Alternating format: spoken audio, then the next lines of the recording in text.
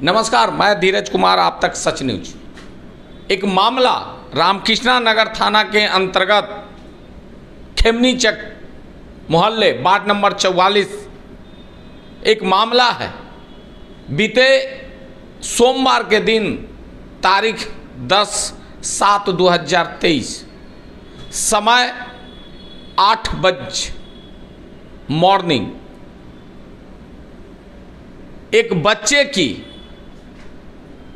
गुमशुदा का होता है और उसके पिताजी, उसके परिवार, जो हमारे साथ ये तीनों शख्स हैं, उस बच्चे का पिताजी हैं, ये बहन है और ये माँ है।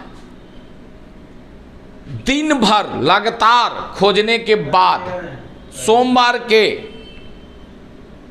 दिन सुबह से लेके शाम तक अपने बच्चे को खोजते हैं पूरे परिवार के साथ। जितने इनके कांटेक्ट में परिवार थे सभी को पूछते हैं, हमारा बेटा आया है, हमारा बेटा आपके पास है, लेकिन कोई भी नहीं कहा, बताया कि हाँ आपका बेटा मेरे साथ है। सवाल जब इनके पिताजी, ये शख्स जो हमारे साथ हैं, करीब 11 बजे रात को रामकृष्णा नगर थाना में जाकर अपने बेटे के गुमशुदगी का रिपोर्ट लिखाते हैं, तो थाने से कहकर ये चला दिया जाता है कि आप खोजिए, हम इसमें क्या करें। इस तमाम मामलों को बात करने के लिए उस बच्चे के पिता, उस बच्चे की माँ और उस बच्चे का बहन आज हमारे स्टूडियो में संपर्क किए, और संपर्क इसलिए किए कि हमें थाना से तो इंसाफ नहीं मिला, शायद हम मीडिया को बताएंगे तो जब मीडिया के सामने रामकृष्णा नगर थाना का करतूत जब आएगा, थाना एक्शन में आएगा। सबसे पहले हम उस पिता से पूछते हैं जिनका बेटा गुम हुआ है। क्या नाम है आपका? सत्येंद्र शर्मा। सत्येंद्र शर्मा जी। सत्येंद्र जी, आपका बेटा गुम हुआ है जी, जो आपने हमें बताया फोन पर। जी। कैसे गुम हुआ? बच्चा सुबह 8 बजे घर से निकला खेलने के लिए, जो आज तक वापस नहीं आया।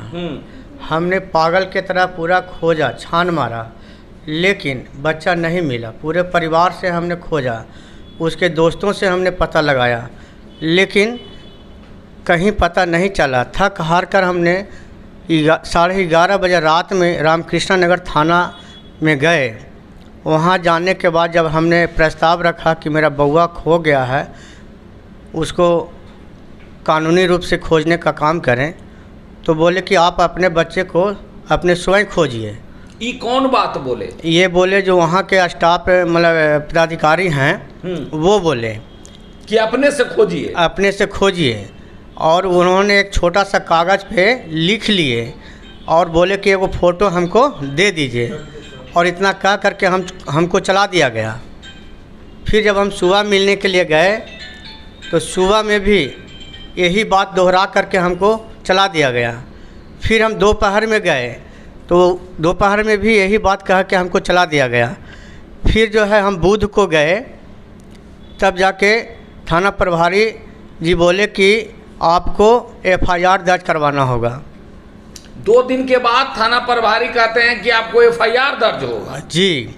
तो जब हमने कहा कि हम FIR करवाएंगे, तो कहें कि आप किनको नाम देना चाहते हैं, तो हमने कहा कि क्या उसका है ना, अज्ञात FIR दर्ज करवाना चाहते हैं।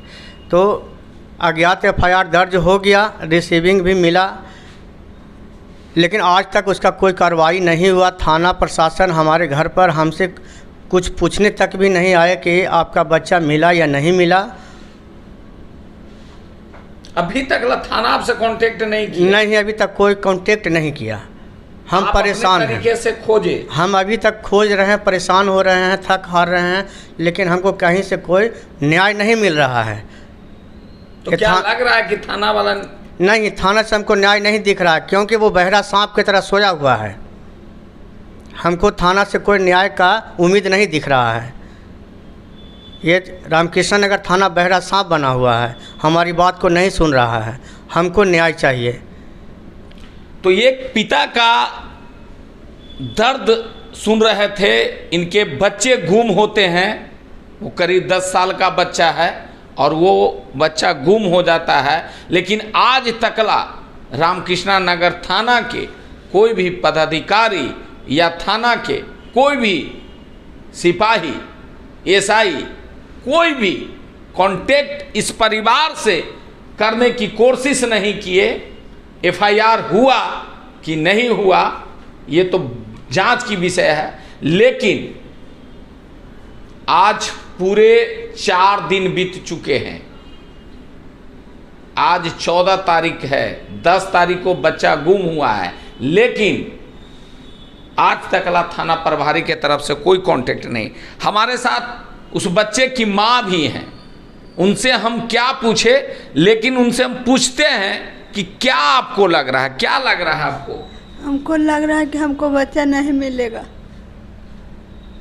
नहीं मिलेगा? नहीं, कोई अथी नहीं सह ले रहे हैं तो कैसे हम कह सकते हैं? थाना वाले वैसे कर रहे हैं, सब वैसे कर रहे हैं, तो कैसे मिलेगा हमको बच्चा?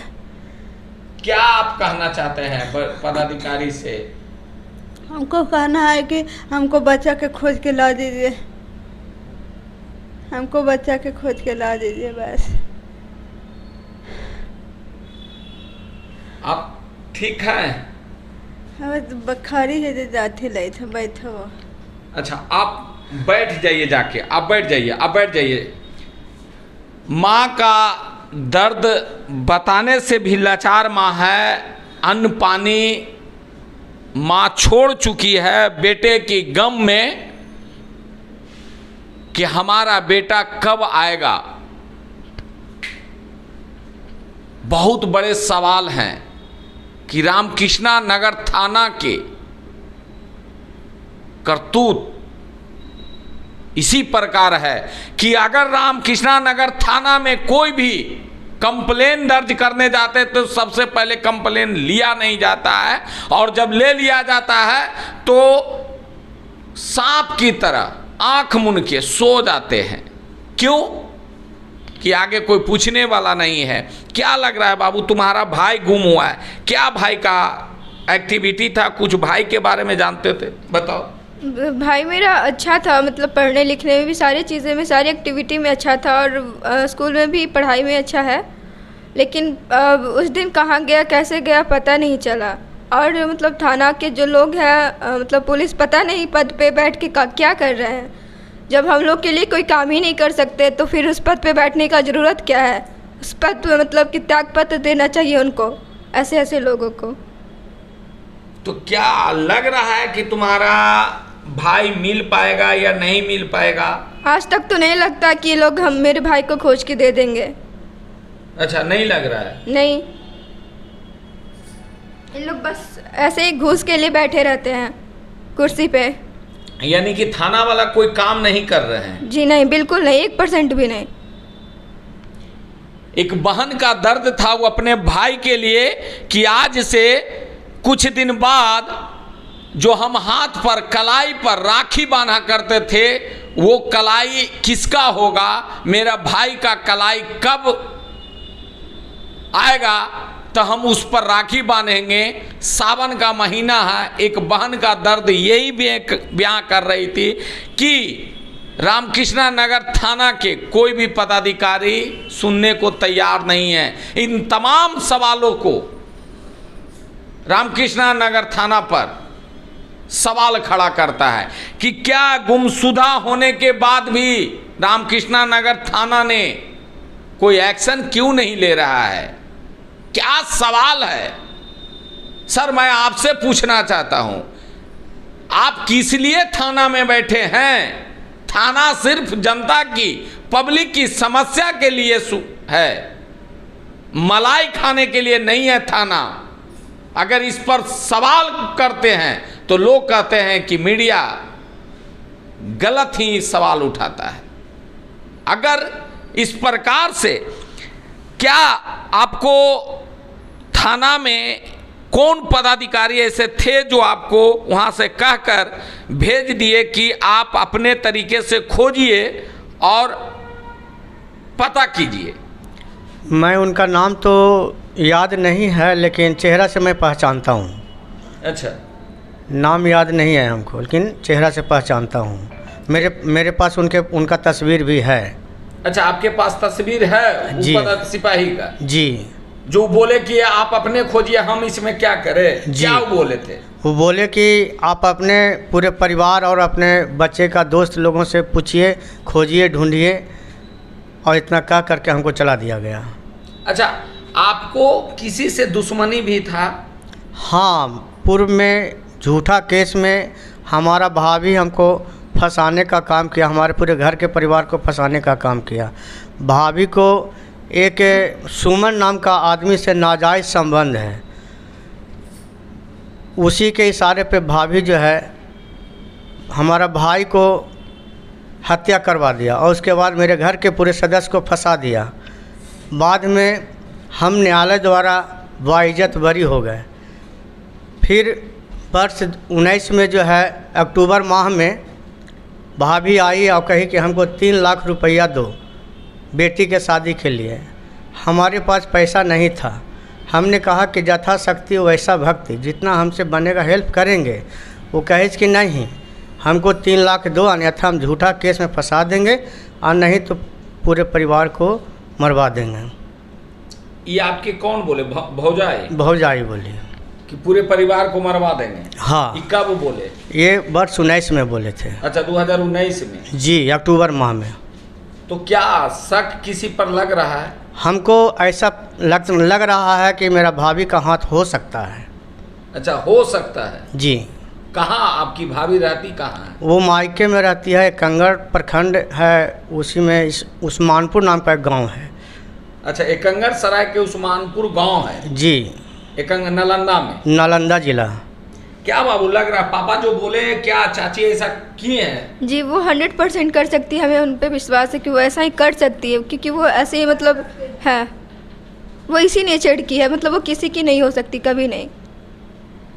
तो ये तमाम विषयों पर शक के दायरे में ये आप तक सच न्यूज इसकी पुष्टि नहीं करता, लेकिन जिस पिता का बच्चा गुम हुआ है उस पिता का यही दर्द था कि पहले हमारे साथ इस प्रकार का हमारे भौजाई ने किया था।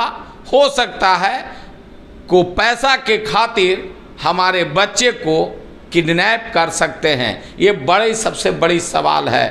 बच्चा को खोजने के लिए मैं थाना से गुजारिश करता हूं और वरीय पदाधिकारी, पटना के वरीय पदाधिकारी से भी नर्म निवेदन करता हूं कि इस बच्चे के सकुशल बरामद हो जाए और एक पिता और एक माँ की जो गोद है, जो सुना हुआ है, वो खुशियों से भर जाए।